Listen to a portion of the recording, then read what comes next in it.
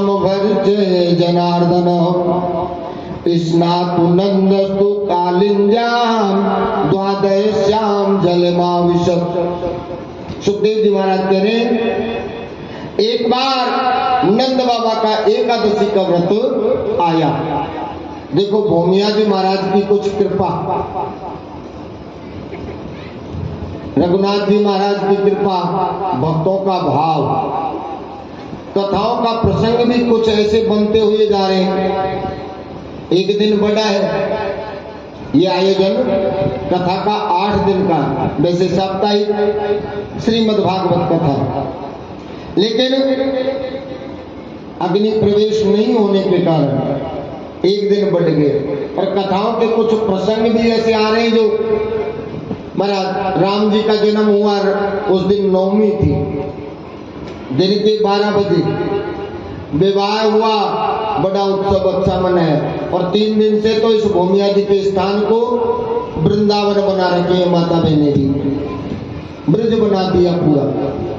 और महाराज आज एकादशी और नंद बाबा का एकादशी का व्रत, तो नंद बाबा का एकादशी का व्रत, एकादशी का व्रत हर प्राणी को करना चाहिए, हर प्राणी को करना चाहिए। निर्जला एकादशी है, अगर जल के बिना रह सके, शक्ति है तो अपन निर्जला करें, शक्ति नहीं तो उसको अपन फलार करके भी उस व्रत को कर लेना चाहिए। एकादशी के व्रत को अवश्य करना चाहिए। सब पापों को मिटाने वाला, सब पापों को काटने वाला।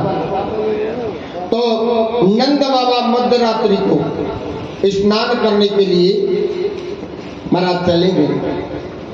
तो जब स्नान करने के लिए गए, अपन कह देते हैं कि आज तो मैं 3 बजे ही उठ गया, 3:30 बजे तक तो मैं नहा धो के फ्री हो गया। 4 बजे से पहले ब्रह्म मुहूर्त प्रारंभ नहीं होता। और महाराज वरुण देव भी स्नान कर, महाराज स्नान जो अपन जल से स्नान करते हैं, वरुण देव का भी विश्राम का समय रहता है, वो 4 बजे के बाद में स्नान करना चाहिए अपने नित्य कर्म। क्योंकि महाराज सतोगुण, रजोगुण और तमोगुण, सतोगुण में कौन सा समय आता है? 4 से 8 बजे तक का, सुबह 4 से 8 बजे। और सतोगुण, रजोगुण, रजोगुण में आता है 8 से 12 का समय।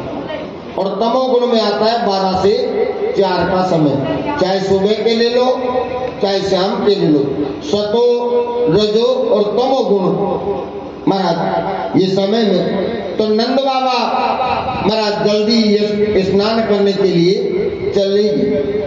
तो उसी समय नंद बाबा को वरुण जी के सेवक, वरुण जी के सेवक महाराज पकड़ कर ले गए वरुणपुर।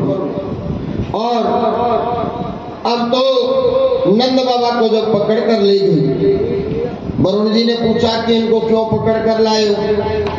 बोले ऐसा है महाराज, समय से पहले स्नान किया। तो अब तो महाराज इधर भगवान श्याम सुंदर जी को जब पता लगा तो स्वयं वरुणपुरी गई। जा वरुण देवता ने भी क्षमा प्रार्थना करी, हे नाथ मेरे दूत इनको यहाँ लेकर आ गए। तो वहां से बाबा को लेकर आए, नंद बाबा को लेकर आए। और महाराज अब तो ब्रज में नित्य नई लीलाएं चल रही। सुखदेव जी महाराज कह रहे हैं कि हे राजन, एक बार नंद बाबा को अजगर ने डस लिया, अजगर सर्प ने डसा। जब मारने लगे, अजगर को जब मारने लगे तो नंद बाबा ने कह दिया कि इनको मारो मत, ये मेरा परम भक्त है, परम भक्त है, इसको मारो मत। तो अब तो महाराज राजा परीक्षित जी पूछने लगे, बोले महाराज ये अजगर कौन था पूर्व जन्म में जो प्रभु ने इसको बचाया? तो सुखदेव जी महाराज कह रहे हैं कि हे राजन, ये सुदर्शन विद्याधर था। इसने एक बार अंगिरा ऋषि की हंसी करी। अंगिरा ऋषि की हंसी करी। हंसी कभी किसी की नहीं करना चाहिए। जो परमात्मा ने महाराज शरीर दे दिया, कोई महाराज ऐसा है काया और माया, ये कब तो आ जाए कब चली जाए कोई पता नहीं है। तो काया माया का कभी किसी को कोई गुमान नहीं करना चाहिए। काया है, ये शरीर है, अपन खूब देख रेख करते हैं इसकी, लेकिन कई बार ऐसे समाचार सुनने को मिलते हैं कि रात को खूब बैठकर बात किए और सुबह देखा तो ऐसा मिला। ये शरीर है महाराज, इसका भी कभी किसी को गुमान नहीं करना चाहिए। एक एक दिन आज अच्छा है, चाहे कितने ही देसी घी के लड्डू खा लो, लेकिन एक एक दिन निकलता है तो ये जर्जर होता चला जाता है। और जितना पकता है नहीं शरीर, ये महाराज जितना पकता है उतना ही कड़वा होता है, और फल जितना पकेगा उतना ही मीठा होगा। तो और माया है, ये तो आनी जानी है। लक्ष्मी तो चलायमान है, ये कभी रुकती नहीं। तो अब तो ऐसा है, माया सबको नचा देती है। वो कैसे महाराज? ऐसा है, ये माया की गति आपको बताए, आए दुखम व्यये दुखम, और ज्यादा हो जाए तो रक्षणी दुखम। एक महाराज जी और सेठ जी का घर पास में ही था। देखो माया के ऊपर बता रहा हूं कि माया कैसे पलटती है। तो अब तो सेठ जी ने महाराज जी से कहा कि बोले महाराज ऐसो अपने बोले स्थान पर लहकोड़ मैया पर, या जैसे कि अपने भूमियादी के स्थान पर देख लो, जैसे पर्वत में हो ये स्थान, तो बोले वहां पर बोले कुछ मैं बोल रखा हूं कि एक ब्राह्मण को भोजन करवाऊंगा। तो ऐसा है महाराज, एक दिन चलो वहां और भोजन प्रसादी बना लें और अपन वहीं पर खा पी कर आ जाएंगे, भोग भी लग जाएगा। तो बोले ठीक है। तो बोले सेठ जी तुम भी चलोगे ना साथ में? बोले तुम तो ऐसा करो, सामान ले चलो और बनाओ, मेरे को कुछ काम है। व्यापार के हिसाब से सेठ जी बाहर चले गए। बोले मैं समय पर आ जाऊंगा। अब तो महाराज सेठ जी हो गए लेट, और महाराज जी ने सोचा कि पहाड़ में ऊपर चढ़ेंगे, वहां पर महात्मा जी रहते हैं। महात्मा जी रहते हैं, 2 जन का अपन सामग्री लाए और तो यही बना ले। नीचे सेठ जी ने क्या किया, एक पेड़ के नीचे जगरा लगा दिया, भोजन बना लिया।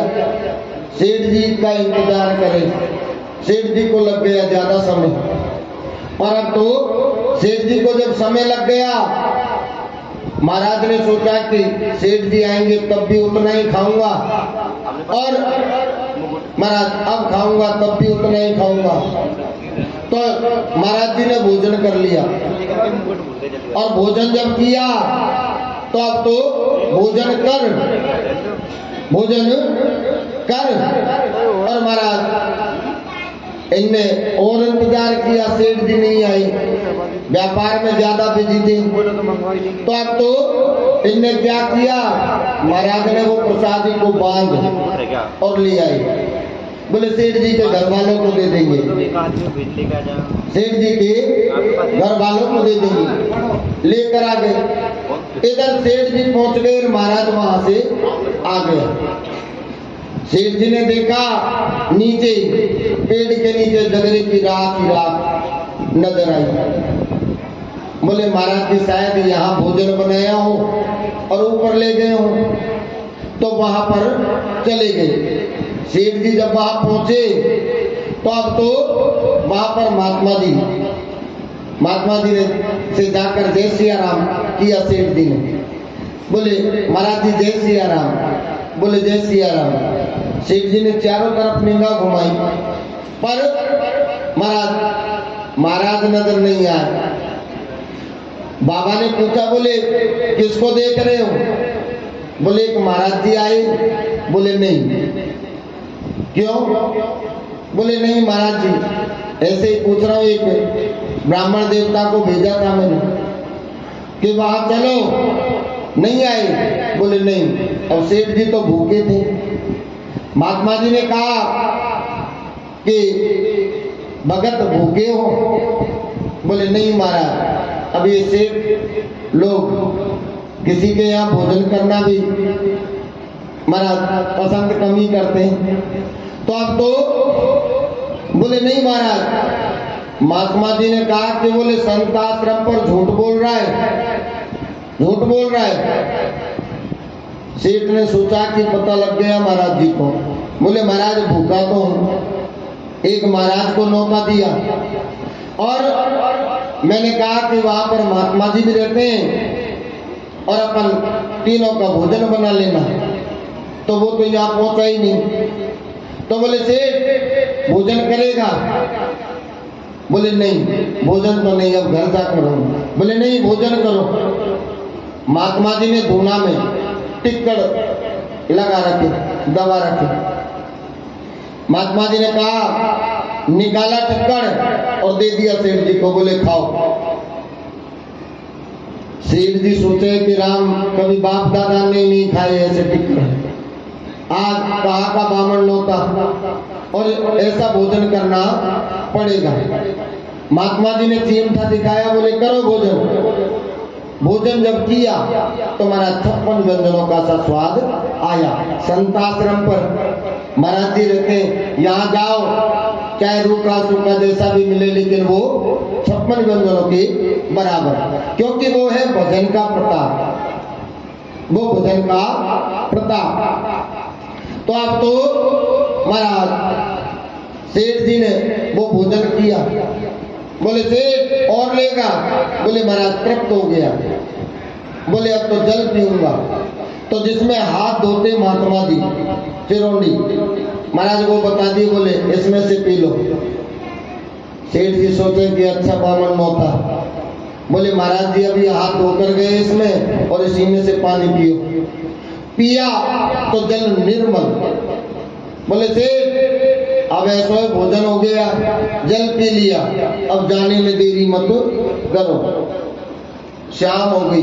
सेठ जी ने कहा कि महाराज मैं तो नहीं जाऊंगा अब तो, क्योंकि रात हो गई, गांव थोड़ा दूर है और मेरे पास में कुछ व्यापार करके आया तो कुछ रकम भी है।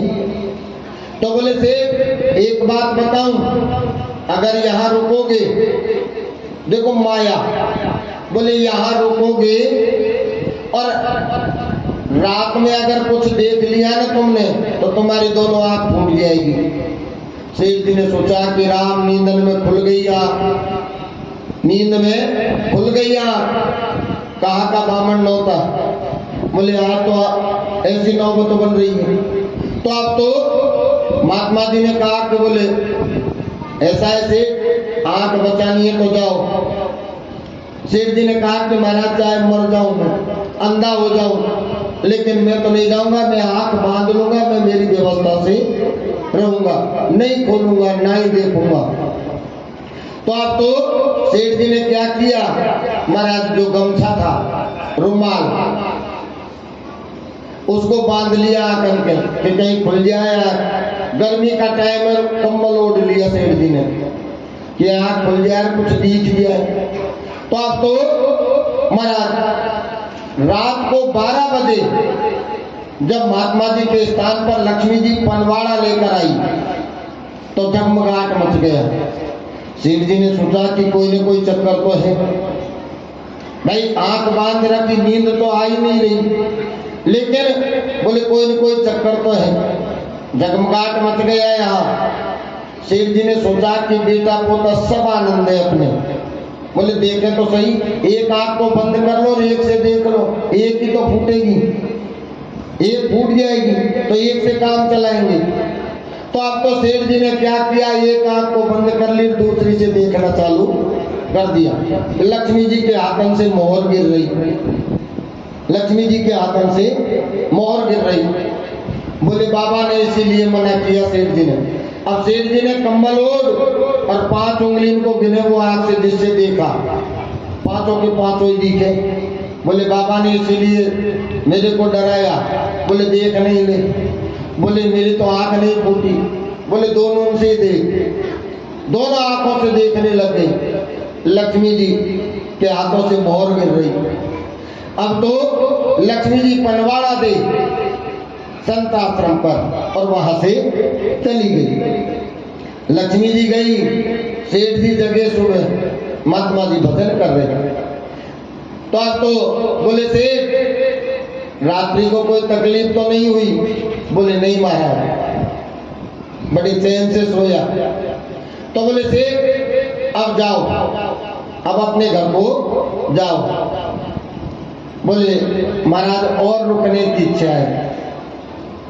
थोड़ी देर बाद महात्मा जी ने फिर कहा, बोले सेठ अब जाओ। 2-4 सिद्धि उतरे और सेठ जी वापिस आ गए। बोले सेठ बार बार क्यों आ रहा है?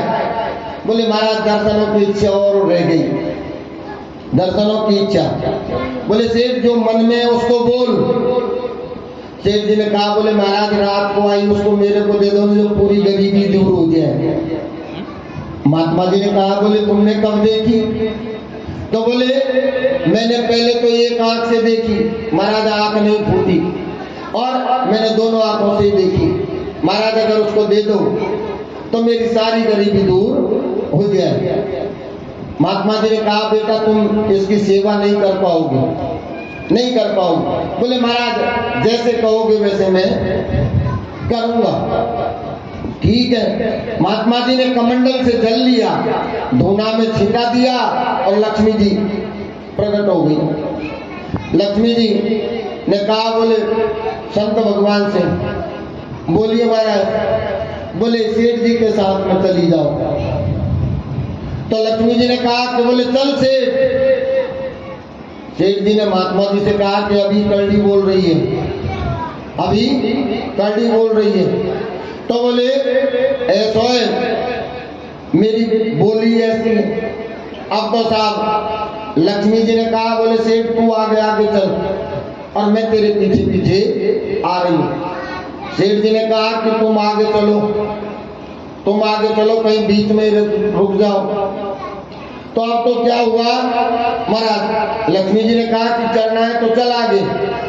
तो सेठ जी आगे आगे चल रहे, पीछे को भी देखें। जब जिस जगह पर भोजन बनाया राख पड़ी, वहां आकर महाराज लक्ष्मी जी ने कहा, बोले सेठ इस पेड़ में चलो, वृक्ष में चलो। सेठ जी ने कहा कि बाप दादा ही नहीं चले, हमारा तो कांटा बाटन से काम पड़ा भाई, इससे पार पेड़ में कहां से चढ़ने। तो बोले सेठ चल रहा या नहीं चल रहा? नहीं तो मैं जाऊं अभी। सेठ जी ने कैसे कैसे कर बोले लक्ष्मी जी चली जाएगी, बाबा कैसे भी गई मेरे से भी चली जाएगी। सेठ जी चले और जैसे ही सेठ जी पेड़ पर चढ़ गई और लक्ष्मी जी वहां पर मोहरन की ढेरी बन गई। सेठ जी ने सोचा कि गई तो जाने दो, अपने तो आनंद कर गई, आनंद कर गई। सेठ जी उतरने लगे, इतने में 4 बंदूकधारी आ गए, 4 बंदूकधारी आ गए। तो अब तो सेठ जी की श्वास ऊपर की ऊपर नीचे की नीचे कि राम अच्छा पावन नो था, आज तो प्राण भी चले जाए। अब तो महाराज बोले आज के बाद कभी बामन नहीं जिमाऊंगा। सेठ जी मन में सोचे अब तो आज बच जाए प्राण। 4 महाराज बंदूकधारी आए, बोले रात भर डोले और चौड़े में माल पड़ा है। चारों ने बोले लगे तो असली सा है, बोले परखवाओ इसको। तो दो को भेज दिए परखवाने के लिए। देखो माया, दो गए परखवाने के लिए और भैया बोले कुछ ले भी आना खाने पीने का, असली होगा तो ये यहीं अपन बंटवारा करके चलेंगे। ये दो जो गए, इनने जाए सोनी जी को दिखाया, बोले माल असली। तो दोनों के मन में पाप आ गया, दोनों के मन में पाप आ गया। तो इनने क्या किया, लड्डू ले लिए और लड्डू में जहर मिला दिया। बोले दोनों खाएंगे वो मर जाएंगे और पूरा माल अपने ही रह जाएगा। इधर महाराज वो दोनों के पाप आ गया मन में। बोले भाई दूर से ही पूछेंगे, बोले असली कि नकली, और वो कह दिया असली, तो बोले बंदूक चलाने में भी धीरे मत रहना। दोनों के पाप। अब वो परखवा और आ गए। आए, आते ही इनने दूर से पूछा, बोले भाई माल असली है कि नकली, बोले असली। दोनों ने बंदूक चलाई, दोनों को गोविंदाय नमो नमः, दोनों मर गए। शेर जी ने सोचा कि राम दो गए, ये माया के चक्कर में दो गए। उनने सोचा, महाराज देखा तो उनके पास में लड्डू। बोले भाई माल अपना ही तो है, बोले पहले लड्डू खाओ उसके बाद में माल को बांधेंगे। उनने खाए लड्डू और महाराज वो भी गोविंदाय नमो नमः, चारों मर गए। सेठ जी महाराज इधर चारों मरे और वो जो मोहरम की जो डेरी ने वो लक्ष्मी जी के रूप में खड़ी हो गई। सेठ जी नीचे उतरे, बोले सेठ नीचे उतर। सेठ जी उतर गए नीचे। बोले ऐसा है, बोले ये क्या हुआ? तो बोले ऐसा है, अगर मेरे को ले चलेगा तो तेरे घर में भी ऐसा ही होगा। सेठ जी ने कहा, बोले मैं तो भूखा ही मर लूंगा, लेकिन मेरे को ऐसे धन की जरूरत नहीं है। तो महाराज बोले महात्मा जी के यहाँ से लेकर चलेगा तो तेरे घर के भी यही हाल बनाऊंगी। तो सेठ जी ने कहा, बोले परमेश्वरी तू तो महात्मा जी के यहीं जा, क्योंकि भजन करते हैं, इनको धन की आवश्यकता थोड़ी है। जो दिया है रूखा सूखा आप बस्ती में से जाओ, कुछ ले जाओ तो ठीक, नहीं ले जाओ तो ठीक, महात्मा जी तो प्रसाद जरूर देंगे आपको, इनके पास तो प्रसाद जरूर मिलेगा।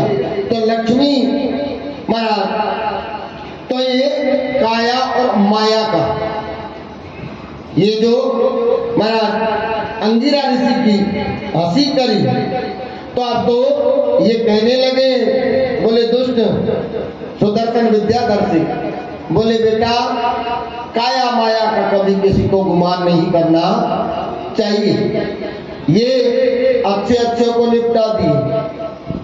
तो बेटा ऐसा है, अंगिरा ऋषि ने श्राप दे दिया, बोले तो जो हंसी कर रहा है हमारी, जाओ तो अजगर बन जाओ, अजगर बन जाओ।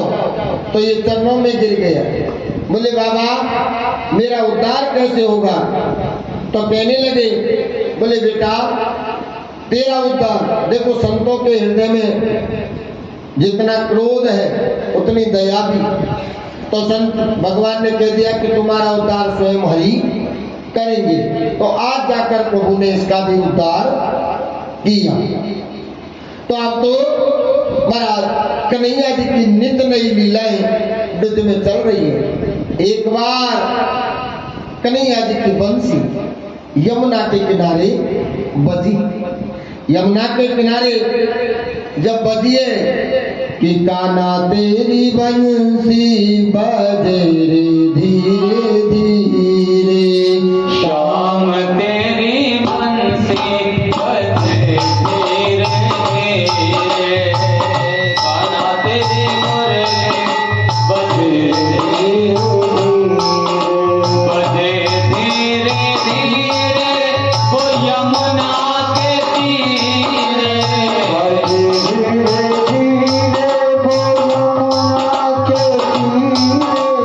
श्याम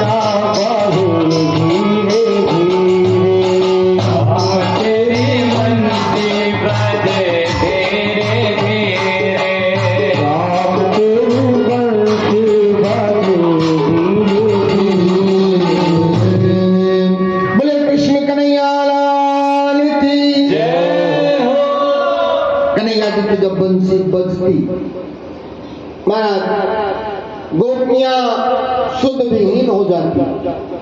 यमुना का जो जल है वो बहना भूल जाता और गौएं चरना भूल जाती।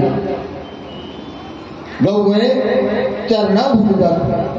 तो आप तो कन्हैया जी की जब बंसी यमुना के किनारे जब बजी है तो गोपियां जैसी स्थिति में, महाराज देखो गोपियों का भाव जो महाराज कैसा, गोपियां जैसी स्थिति में, कोई घर को लीप रही तो गोबर के हाथन से ही भग रही है, रोटी बना रही आटे के हाथन से भग रही, भोजन बना रही, महाराज इधर झाड़ू निकाल रही है तो झाड़ू हाथ में भग रही है पंछी की आवाज को सुनकर। कोई गोपी श्रृंगार कर रही, महाराज टीकी लगे ललाट में और गले में लगा रही, भग रही है, एक नेत्र में कज्जल, दूसरे की कोई परवाह नहीं। गोपियों का जो श्याम सुंदर जी के प्रति जो प्रेम था, महाराज जैसे बंसी बजती और गोपियां शुद्ध विहीन हो जाती। तो अब तो गोपियां जब वहां पहुंची तो श्याम सुंदर जी महाराज ने गोपियों से, कोई गोपी यमुना में जल भर के पुजारी, तो वो गोपी महाराज खाली पात्र को लेकर ही वहां पहुंच गई। तो श्याम सुंदर जी ने गोपियों को देखा और कहने लगे कि स्वागतम वो महाभागा प्रियम किम करवाणि वे ब्रजस्यानामयं क्वचित् ब्रूतागमने कारणे। एक गोपियों, तुम्हारा यहाँ आने का क्या कारण है? स्वागत है तुम्हारा, लेकिन इस समय यहाँ आने का क्या कारण है? तो ये गोपियां कहने लगी, बोले ना इसमें हमारा कोई दोष नहीं, इसमें तुम्हारी बंसी का दोष है।